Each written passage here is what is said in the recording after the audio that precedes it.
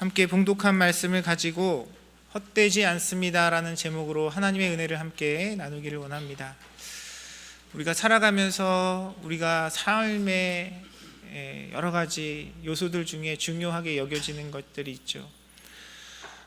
지금 우리가 살아가고 있는 시대는 정말 기술이 빨리빨리 변화되는 것 같아요.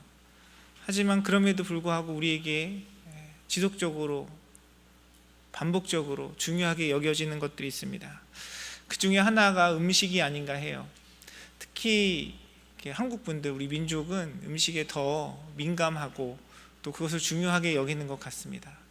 시절이 어려울 때는 저희 아버지 때만 해도 아마 우리 성도님들도 그렇게 인사하신 경험들이 많이 있으실 것 같아요. 인사하실 때 식사하셨습니까? 이렇게 묻잖아요. 네, 정말 그렇게 식사의 여부를 물을 만큼 어려운 시대가 있었죠. 여러분 그런 말 들어보셨는지 모르겠어요. 그 에스키모들은 언어의 그 눈을 표현하는 단어가 굉장히 다양하다고 합니다.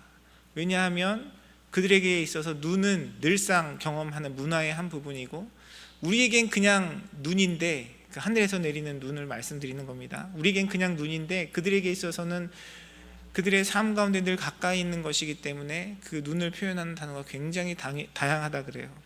그런데 한국말 생각해 보면요, 음식에 대한 표현이 굉장히 다양함을 느낄 수 있습니다. 음식을 먹는 그 표현, 먹는 방법에 대해서 굉장히 다양한 표현들이 있죠.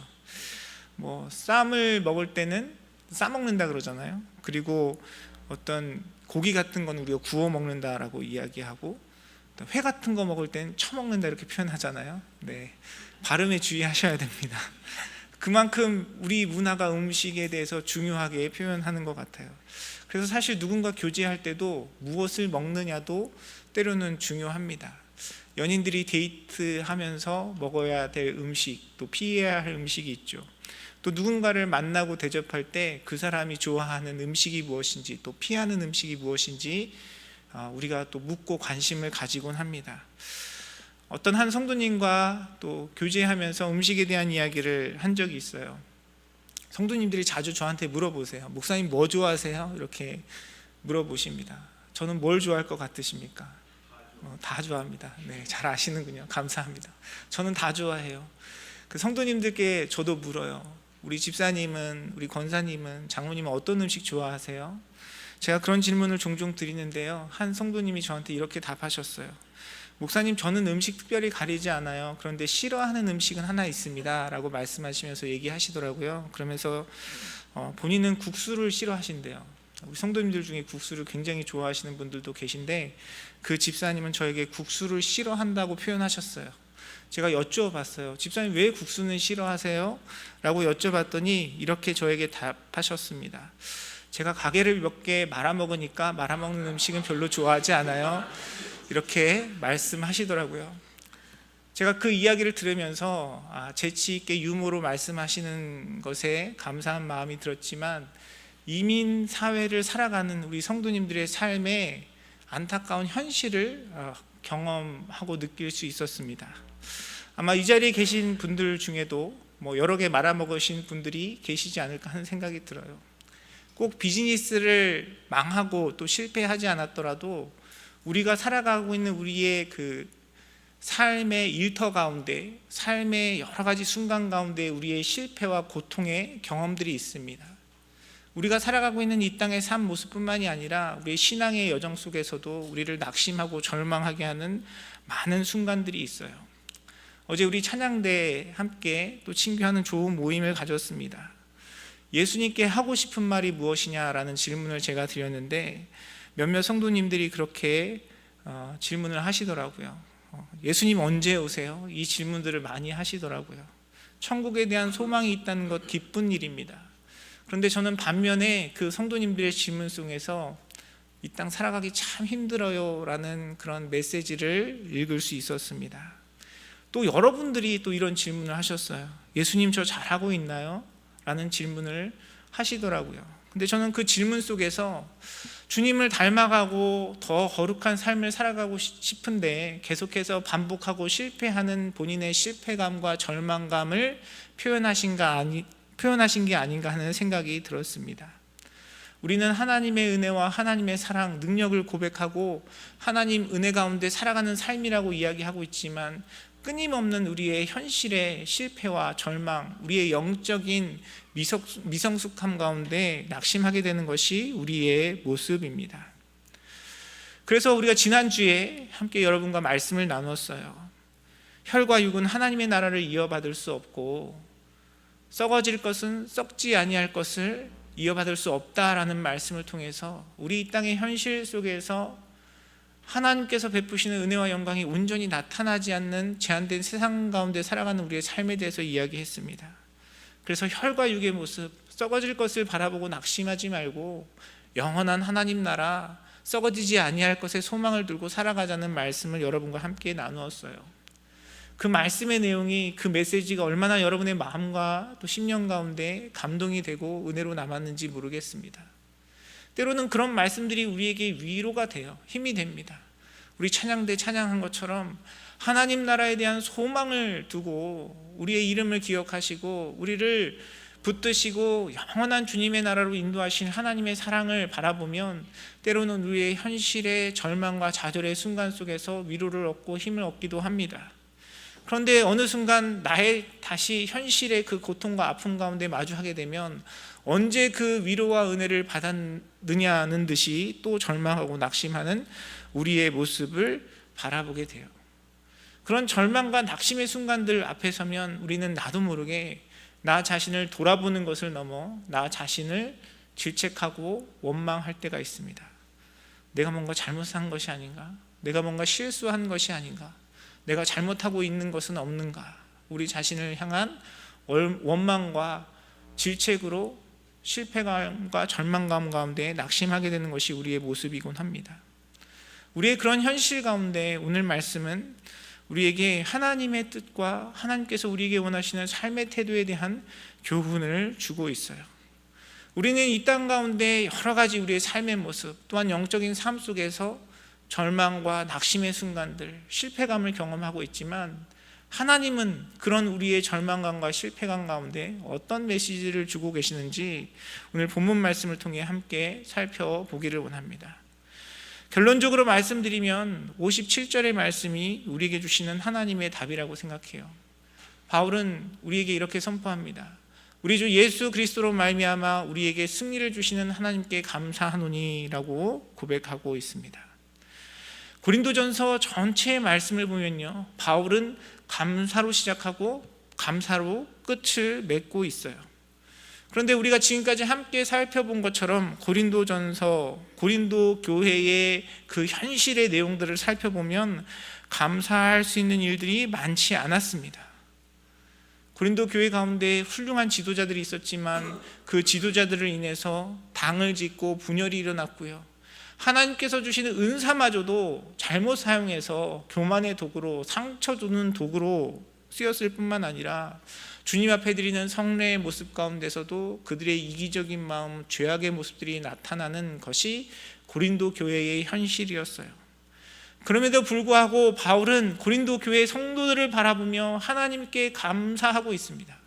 그 감사할 수 있는 이유는 무엇입니까? 승리를 주시는 분이 하나님이시기 때문에 그래요.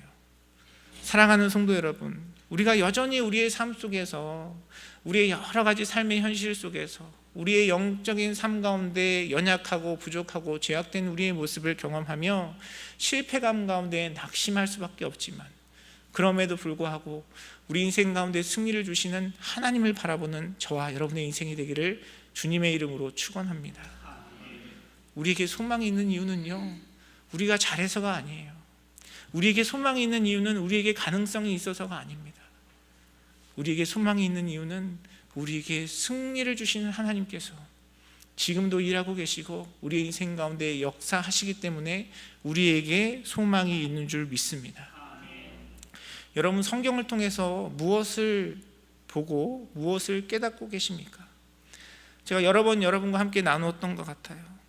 저는 성경의 내용을 종합해서 간단히 이야기하자면 우리를 향한 하나님의 사랑을 나타내는 것이라고 생각하고요, 그 하나님의 사랑 속에서 인간이 얼마나 죄악되고 미련하고 완악한지를 성경은 계속해서 보여주고 있고요, 그 우리의 죄악됨과 완악함 속에서 우리를 포기하지 아니하시는 하나님의 사랑이 얼마나 신실하고 아름다운지를 성경은 우리에게 이야기하고 있습니다. 성경에 처음 등장하는 인물이 누구죠? 아담과 하와입니다. 하나님께서는 우주 만물을 창조하시고 그 가운데 하나님의 사랑과 은혜 속에서 아담과 하와에게 모든 것을 맡겨주셨습니다. 그럼 감사해야죠. 하나님 바라보고 주님의 뜻에 순종해야죠. 주님께서 절반도 아니고 3분의 1도 아니고 먹지 말라고 한 그 선악과 하나, 그거 순종하지 못해서 하나님 앞에 불순종하며 넘어졌던 것이 아담과 하와의 모습이었습니다. 그런데 그 인간의 실패 가운데 하나님은 무엇을 보여주십니까? 가죽옷을 지어서 그들을 보호하시는 하나님의 사랑을 성경은 표현하고 있어요. 아담과 하와 사이에 아들이 태어났습니다. 두 형제가 있었어요. 가인과 아벨이라는 자녀가 태어났습니다. 그들의 삶 속에 어떤 일들이 벌어지죠? 하나님 앞에 예배하는 일 때문에 살인하는 일이 벌어집니다. 여러분 생각해 보세요. 얼마나 이 말이 안 되고 얼토당토 않은 이야기입니까? 그렇게 예배하고 제사할 거면 제사를 차라리 드리지 말지, 하나님 앞에 제사하는 것을 통해서 동생을 시기해서 형 가인이 아벨을 죽여버립니다. 정말 끔찍한 일이죠. 정말 창피한 일입니다.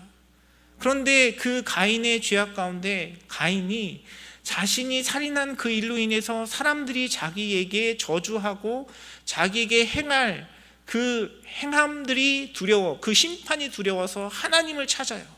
그때 하나님이 어떻게 반응하십니까? 야, 너 나한테 예배한다고 해놓고 동생을 죽여놓고 무슨 은혜를 나한테 구하느냐? 가서 네 벌을 받아.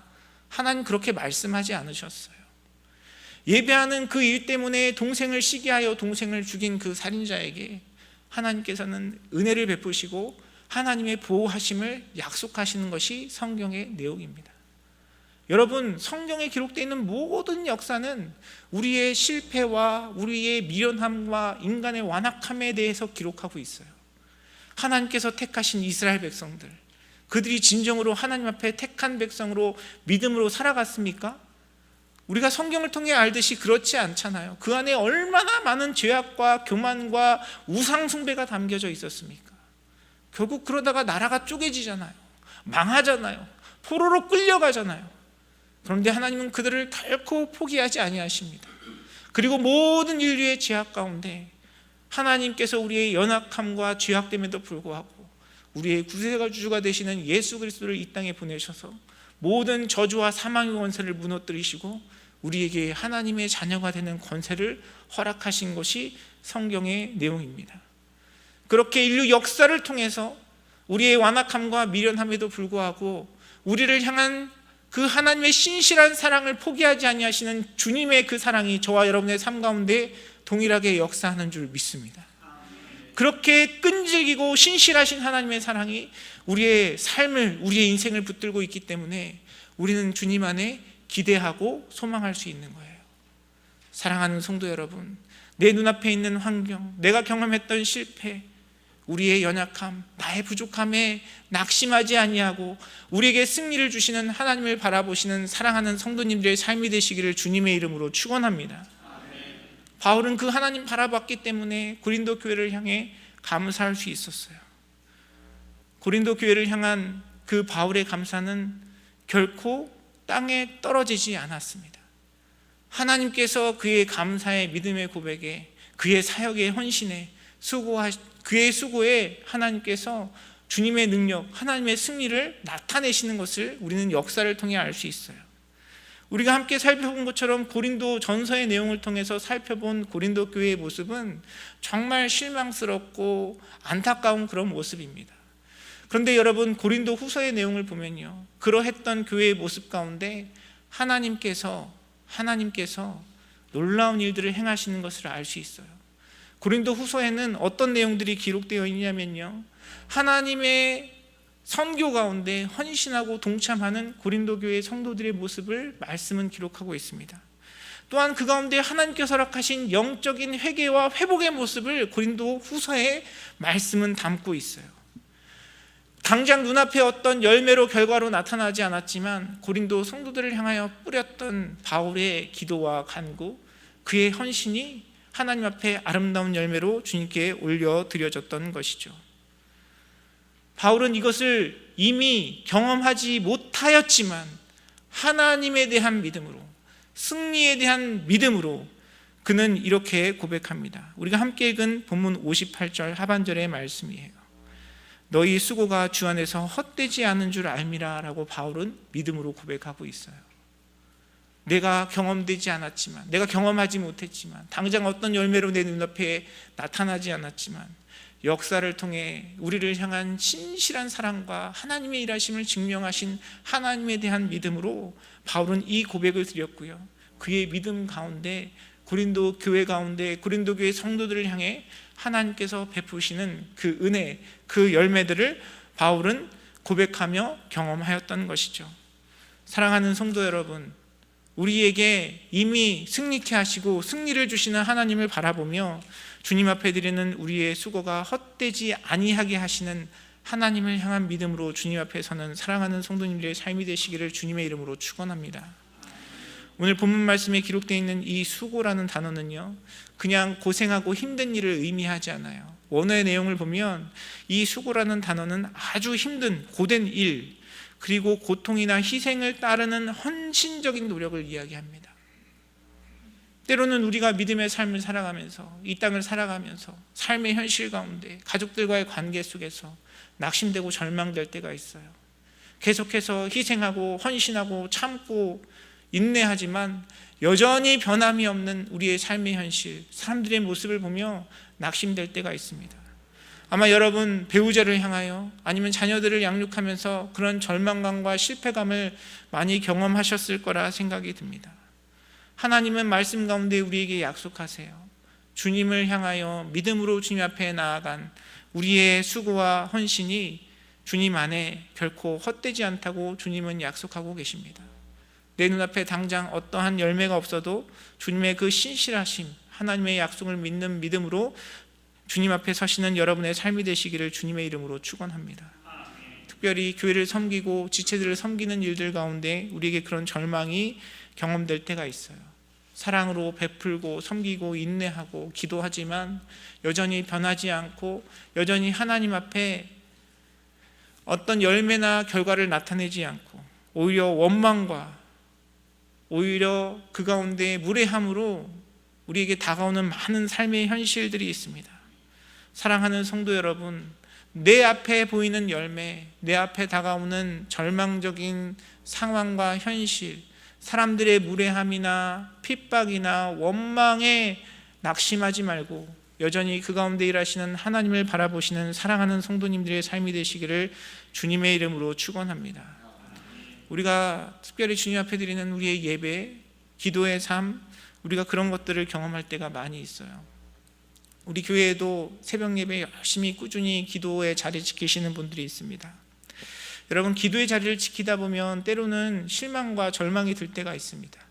아무리 기도해도 하나님이 일하시는 것 같지 않고 하나님께서 뭔가 역사하시지 않는 것처럼 느껴질 때가 있어요.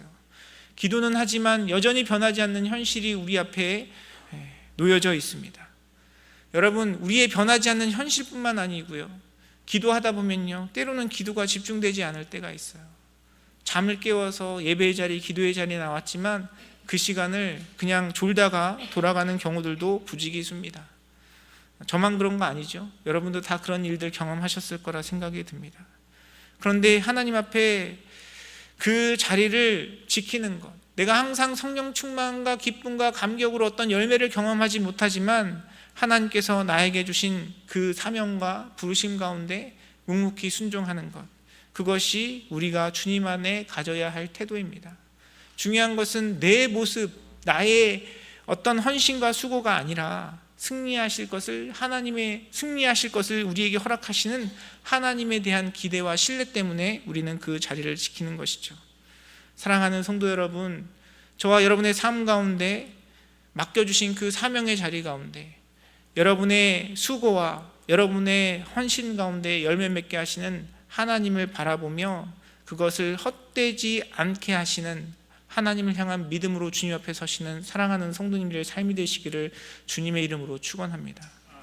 승리를 주시는 분은 하나님이시지만요, 그 승리를 누리는 것, 그 승리를 경험하는 것은요, 하나님을 향한 우리의 믿음의 태도에 달려 있어요.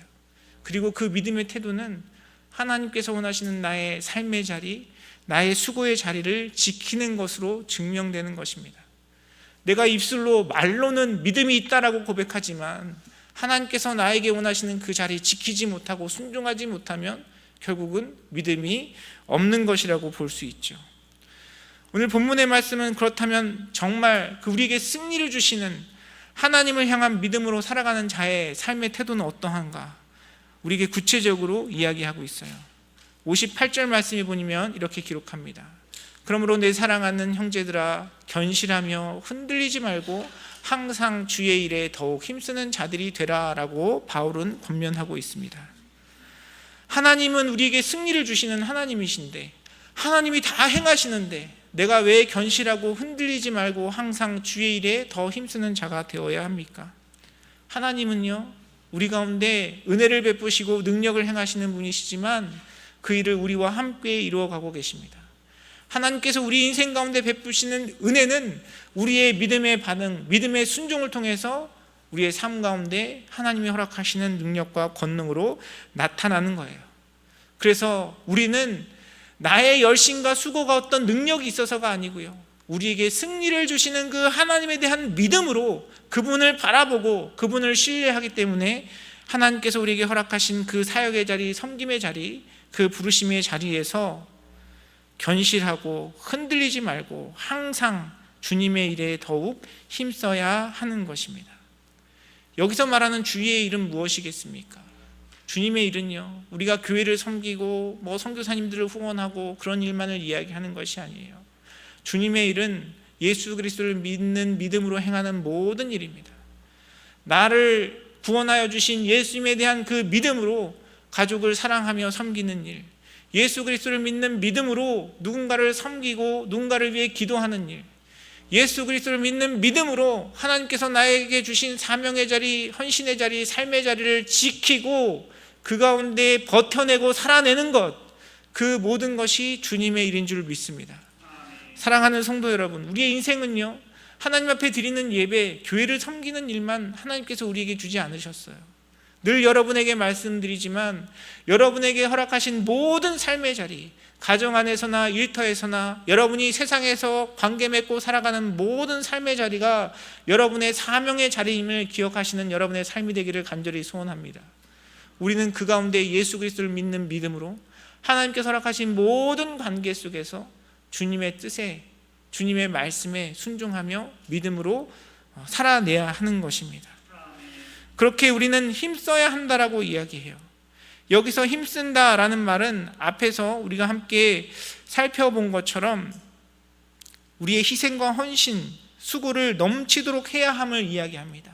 적당히 대충 그냥 모양만 흉내내는 것이 아니고요, 바울은 우리에게 권면해요. 주의 일에 믿음으로 힘쓰라고 이야기합니다. 왜냐하면 우리가 그 힘쓰는 것이 능력에 있어서가 아니고요, 바로 우리가 그 주의 일에 힘쓰는 것이 우리에게 승리를 가져다 주시는 하나님에 대한 믿음의 고백이기 때문에 그래요. 우리가 성경을 보면요, 성경에는 똑같은 의미의 이야기를 반복해서 표현하면서 강조하는 그런 내용들이 많이 있습니다. 그런데 오늘 본문 말씀을 보니까 오늘 본문 말씀은 견실하고 흔들리지 말고 항상이라는 이 세 개의 단어를 쓰면서 우리가 하나님 앞에 살아내야 할 그 힘씀에 대해 3번이나 강조하는 것을 확인할 수 있습니다. 견실하다는 말은 무엇입니까? 단단히 세워지고 확고한 그런 것을 의미하죠. 흔들리지 않는 것은 어떤 외부의 영향에 좌지우지되고 변경되지 않는 것을 이야기합니다. 항상이라는 단어는 시간상 우리의 그 지속성에 대해서 요구하는 것이죠. 하나님 앞에 주의 일에 힘쓰는 일은 견실하고 흔들리지 않고 항상 주님 앞에 드려야 하는 우리의 삶의 모습입니다. 하나님께서 우리에게 승리를 주시지만 그 승리에 오늘 말씀이 우리에게 권면하고 있는 것처럼 견실하게 흔들리지 않고 항상 믿음으로 나에게 맡겨지신 그 사명의 자리에 순종하며 나아가는 자들에게 하나님의 승리와 능력이 있다는 것을 말씀은 우리에게 가르치고 있어요. 사랑하는 성도 여러분, 오늘 말씀이 우리에게 권면하고 있는 것처럼 저와 여러분의 삶 가운데 허락하신 모든 삶의 자리에서 믿음으로 주님께 반응하며 견실하게 흔들리지 말고 항상 믿음의 자리에 서서 우리에게 승리를 주시는 하나님의 은혜와 능력을 경험하시는 복된 자리에 서시는 사랑하는 성도님들의 삶이 되시기를 주님의 이름으로 축원합니다. 여러분, 지금까지 인생을 살아오시면서 여러분의 삶에 여러 가지 어렵고 힘든 시간과 순간들이 있으셨을 거라 생각이 듭니다. 특별히 직장 생활을 하거나 일터에서 일하다 보면 정말 많은 고통과 어려움들, 또 참기 힘든 어떤 모욕의 순간들, 그런 것들 다 경험해 보셨을 거라 생각이 들어요. 그럼에도 불구하고 우리가 그 자리를 지키는 이유는 무엇입니까? 여러분, 왜 치사하고 더러워도 일터에서 그 자리를 지키고 계십니까? 내가 그 자리를 지킬 때 나에게 주는, 내가 받을 수 있는 월급이라면 월급, 대가 때문에 그 자리를 지키는 것 아니겠어요? 내가 정말 사랑이 많고 내가 정말 성품이 좋아서 다 포용되고 용납되고 해서 그 자리를 지키시는 분은 없을 거라 생각이 듭니다. 나에게 주는 그 대가, 나에게 주는 그 월급이 없다면 당장이라도 포기하고 떠날 수 있는 그런 것이 바로 우리의 연약함이죠. 제가 이제 한국에서 군 생활을 마치고 또 미국에서 유학 생활을 하다가 미군에 입대를 했어요. 군대 가면 아마 여러분 많이 느끼셨을 거라 생각이 듭니다. 한국 군대나 미국 군대나 이걸 왜 하지? 라고 생각되는 일들을 많이 시켜요. 제가 미군에 입대해가지고 사격훈련을 받으러 갔습니다. 총을 이렇게 쏘는데요, 한 4주 동안 사격훈련을 받아요. 그런데 그 4주의 사격훈련을 받는 시간 동안에 대부분의 시간은 한 80%, 90%의 시간은 앉아서 기다리는 겁니다. 앉아서 기다려요. 다른 사람들이 총 쏠 때까지, 내 순서가 될 때까지 앉아서 기다리는 거예요. 4주 동안 제가 쏜 총알의 발수를 생각해 보니까 300발이 안 되는 것 같아요. 여러분, 총알 300발 쏘는 거 금방입니다. 그런데 4주 동안 그 일을 한 거예요. 아침 먹고 점심 먹고 저녁 먹고 잠자고 총알 300발 쏘려고 4주의 시간을 보냈어요. 어떨 때는 너무 그 시간이 지루합니다. 그렇다고 기다리는 시간에 내가 하고 싶은 건 마음대로 할 수 없죠. 불편한 전투복 입고 더운 날씨에 그냥 마냥 기다리는 거예요. 얘기하고 떠들면 떠든다고 뭐라 그래요. 마음대로 어디를 왔다 갔다 할 수 없어요. 기지개도 마음대로 못 펴니다. 처음 훈련받는 그 시간 동안에 모든 나의 행동과 상황이 제약되면서 그냥 그 자리를 버텨야 돼요. 그때 같이 훈련받던 친구들과 한 얘기가 있어요. 무슨 얘기를 했을까요? 그래도 월급은 주잖아, 이런 얘기하면서 버텼어요. 그냥 기다리면서 월급 받잖아, 그런 이야기하면서 버텼습니다. 저에게 어떤 인내나 성품이 훌륭하고 그런 것이 뛰어나서 그 자리를 버틴 게 아니고요, 내가 그냥 이렇게 시간 때우는 것을 통해서라도 월급을 받고 이걸 가지고 우리 가족을 도울 수 있다는 것, 서포트할 수 있다는 것이 제가 그 자리를 지킬 수 있는 이유였습니다. 여러분, 우리의 인생은 그래요. 왜 우리가 견디고 우리가 왜 그 자리를 지키고 흔들리지 않고 항상 그 일을 감당할 수 있습니까? 우리에게 어떤 인내와 성품과 우리에게 훌륭한 자질이 있어서가 아니고요, 우리에게 승리를 주시는 하나님에 대한 기대 때문에 우리가 그 일을 감당할 수 있는 것입니다. 사랑하는 성도 여러분, 여러분에게 승리를 주시는 하나님을 믿으십니까? 여러분, 그 하나님을 믿으신다면 여러분을 불러주신 그 기도의 자리, 사명의 자리, 예배의 자리, 오늘 말씀이 우리에게 권면하고 있는 것처럼 견실하게 흔들리지 말고 항상 지키시는 여러분의 삶이 되기를 주님의 이름으로 축원합니다. 하나님이 살아계셔서 우리에게 승리를 주신다면, 여러분, 때로는 우리 인생 가운데 고난도 허락하시고 연단도 허락하시고 시험도 허락하시지만 그것을 감당하고 그것을 견디고 이겨낼 수 있는 은혜도 베푸시는 주님이시라는 것을 우리는 믿어야 해요. 전에 어떤 분의 간증을 들은 적이 있습니다. 이분이 인생을 살아가면서 여러 가지 인생의 고비가 있었어요. 청소년기에 어머니를 잃어야 했고, 청년의 시간에 아버지가 돌아가셨고, 결혼을 해서 가정을 이루었지만 남편도 먼저 사별하게 되는 그 고통을 경험하면서 이분은 신앙의 자리에서 하나님을 원망하는 시간들이 많았다고 합니다. 습관적으로 어렸을 때부터 예배를 드리는 자리를 포기하지 않았지만 그 시간이 정말 오랜 기간 고통스러웠다고 얘기하시더라고요. 하나님은 사랑이십니다 라고 이야기하면 그 하나님이 사랑이시다라는 메시지 속에서 자기는 항상 반문을 가졌다 그래요. 하나님은 사랑이신데 왜 내 인생 가운데 이렇게 슬픔과 고통들을 반복해서 주시나 주님을 원망하셨다고 합니다. 그런데 그렇게 자리를 지키길 몇 년, 드디어 하나님께서 그 예배 자리를 통해서 은혜를 베풀어 주셨어요. 그렇게 사별의 고통으로 아픔을 겪은 자신의 인생이었지만 그 인생을 향한 하나님의 계획과 목적이 무엇인지 깨닫게 하셨고, 자신의 마음 가운데 내 이 절망스럽고 고통스러운 아픔이지만 주님을 향한 믿음 속에서 우리 사랑하는 딸들이 인생을 어떻게 살아가야 할지 모범을 보여줘야 되겠다는 소망이 생겼고요. 자신이 경험한 그 사별의 고통을 통해서 그러한 고통을 경험하고 있는 분들에게 위로와 사랑을 주는 하나님의 부르심을 깨닫고 주님의 은혜를 사랑을 나누는 귀한 자리에 서 있다라는 그 고백을 들은 적이 있습니다. 때로는 우리가 주님 앞에 살아가는 우리의 예배, 기도, 또 우리가 살아가고 있는 삶의 현장이 무의미하고 하나님이 살아계시지 않고 역사하지 아니하시는 것처럼 느껴질 때가 많이 있어요. 그러나 사랑하는 성도 여러분, 그럼에도 불구하고 저와 여러분에게 맡겨주신 그 부르심의 자리, 사명의 자리 가운데 경고하고 흔들리지 않고 항상 신실한 마음으로 우리의 믿음을 주님께 드리는 사랑하는 성도님들의 삶이 되시기를 주님의 이름으로 축원합니다. 내 눈앞에 어떤 어려움이 있다고 해서 내가 그 자리를 벗어나면요, 그 자리를 통해서 주시는 하나님의 위로를 우리는 경험할 수 없어요. 이미 교회 가운데 그런 분들을 많이 봅니다. 교회 생활하다가 또 신앙생활하면서 상처받는 많은 분들을 봐요. 교회 안에서 이루어지는 여러 가지 관계 속에서, 목회자의 관계 속에서 상처받고 낙심하고 절망하고, 그래서 예배의 자리, 신앙의 자리를 떠났다라고 고백하는 많은 분들을 봅니다.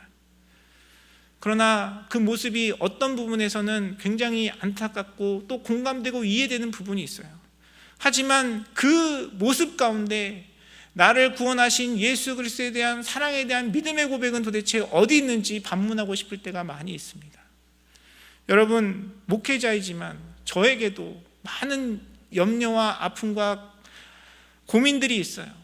인간적인 생각을 가지고 이 일을 감당하면요, 저에게도 이 자리에 설 수 없는 너무나 많은 이유가 있습니다. 상황적인, 환경적인 누구를 탓하기 이전에 그냥 제 자신을 돌아봐도 여기에 설 자격이 없어요. 하나님 앞에 너무 염치 없는 것 같아요. 왜냐하면 하나님은 저를 다 아시잖아요. 제 마음에, 제 생각에 어떤 불만과 원망이 있는지 주님은 다 아시잖아요. 감히 이 자리에 서서 여러분에게 믿음을, 견고한 믿음을, 흔들리지 않는 믿음을 말할 자격이 없는 사람이 바로 저입니다. 그런데 이 자리에 설 수 있는 이유는 무엇입니까? 승리가 나에게 있지 않기 때문에 그래요. 하나님이 일하시기 때문에 그렇습니다. 그래서 그냥 저를 부르신 그 부르심에 순종하며 제 자리를 지키는 거예요. 사랑하는 성도 여러분, 나의 연약함에, 나의 부족함에, 내 현실에, 절망스러운 그 상황에 낙심하지 아니하고 우리에게 승리를 주시는 하나님의 그 신실함을 바라보며 나도 그 신실한 주님을 바라보는 믿음으로 우리를 불러주신 우리의 그 사명의 자리, 부르심의 자리 속에서 견실하게 흔들리지 않고 항상 동일하게 주님을 바라보는 복된 자리에 서시는 사랑하는 성도님들의 삶이 되시기를 주님의 이름으로 축원합니다. 하나님은 우리에게 승리를 주시고 우리에게 은혜를 베푸시는 분이시지만 여러분, 그것을 내 삶 속에 경험하고 누리는 자는요, 오늘 말씀이 우리에게 권면하고 있는 것처럼 견실하게 흔들리지 않고 항상 주의 일에 힘쓰는 자들입니다. 당장 내 눈앞에 어떤 결과가 나타나지 않고 드러나지 않는다 할지라도 하나님은 여러분의 그 믿음의 고백을, 믿음의 순종을 결코 헛되지 않도록 하실 줄 믿습니다. 주님 앞에 진실한 믿음으로, 믿음의 삶으로 하나님 앞에 살아가는 그 삶을 통해서 저와 여러분의 인생 가운데 능력을 행하시는, 승리케 하시는 하나님의 은혜를 풍성히 누리는 저와 여러분의 삶, 우리 믿음의 공동체가 되기를 주님의 이름으로 축원합니다.